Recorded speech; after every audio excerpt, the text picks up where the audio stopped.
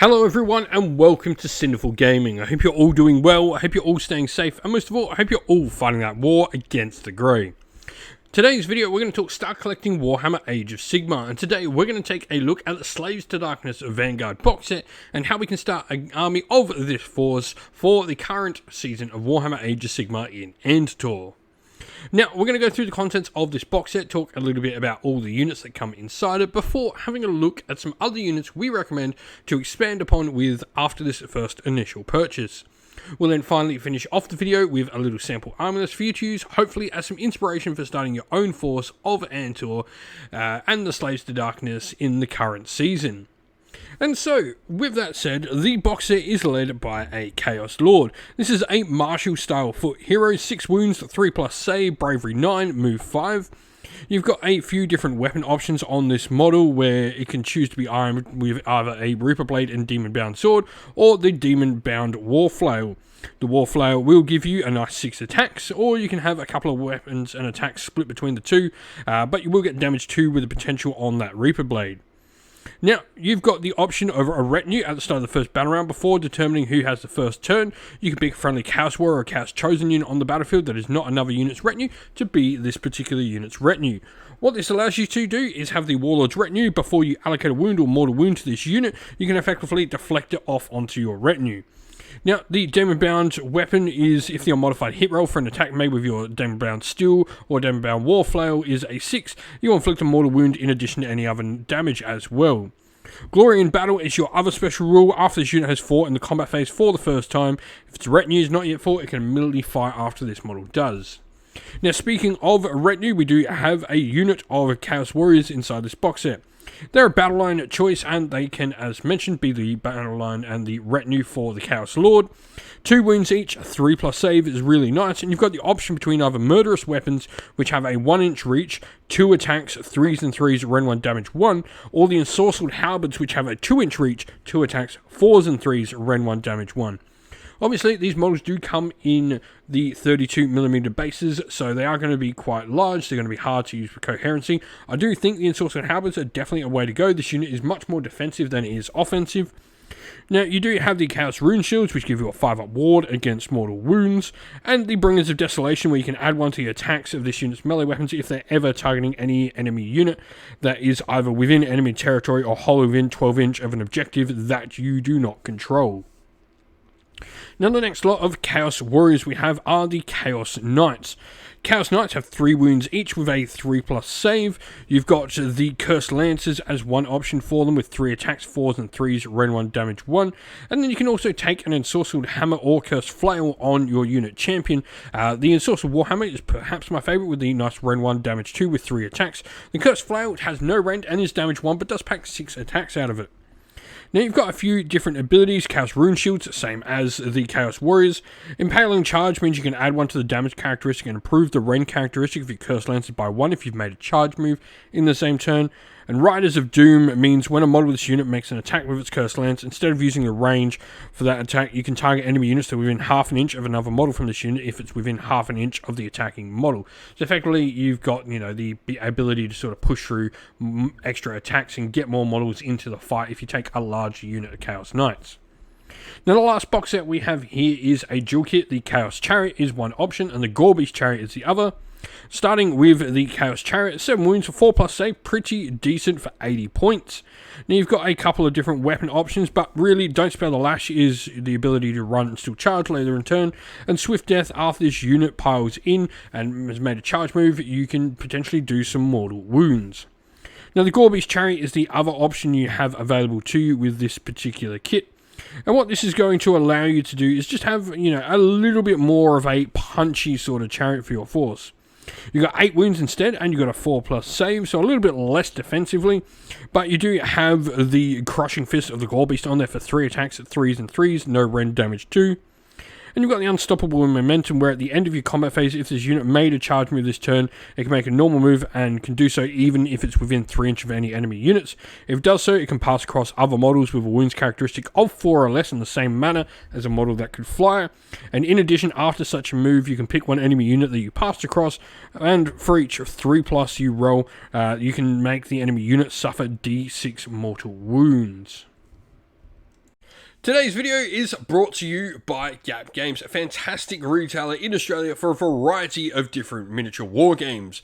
If you'd like to help support the channel, we have an affiliate link where by clicking on and purchasing, you'll help support the channel, but you'll also help support Gap Games, which is a fantastic servant to the community.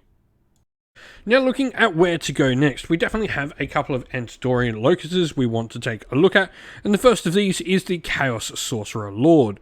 Now, the Chaos Sorcerer Lord is a really fun piece. He's got some really nice magic. 5 wounds on a 4+ save is slightly better than average, that 4+ save for a wizard. Oracular visions mean in your hero phase you can prick a friendly mortal slaves to darkness unit hollow within 12 inch and give them a 6+ ward. And demonic power is a spell that can give you +1 to hit and wound rolls to a friendly slaves to darkness unit.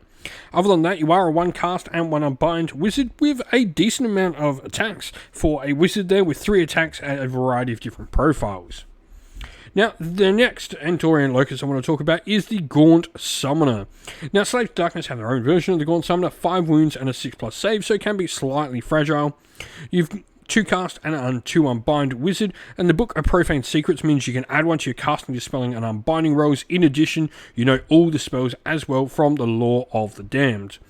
Now, Lords of the Silver Tower is once per battle. At the end of the phase, you can pick an enemy hero that's within 9 inch of this unit that has made an attack and targeted this unit in that phase, or used an ability or spell that inflict wounds or mortal wounds on this unit in that phase. And if you do so, you roll 2d6.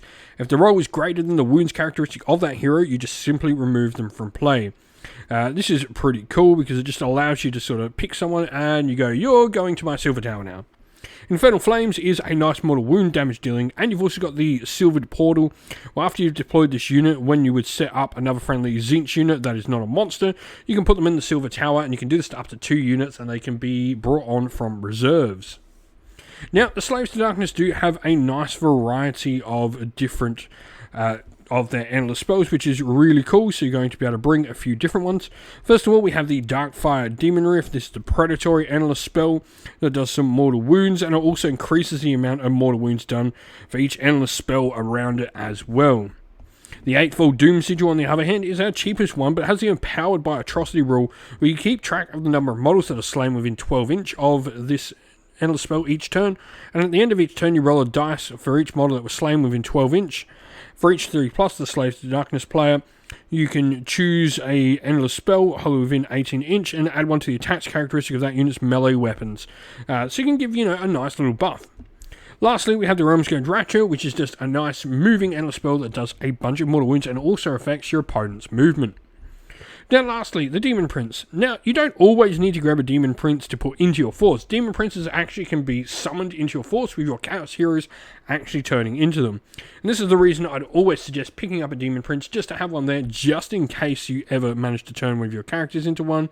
The Slaves to Darkness Demon Prince has a couple of different abilities that it can use depending on what god it is marked by. You can also get wings on them to give them a nice movement of 12.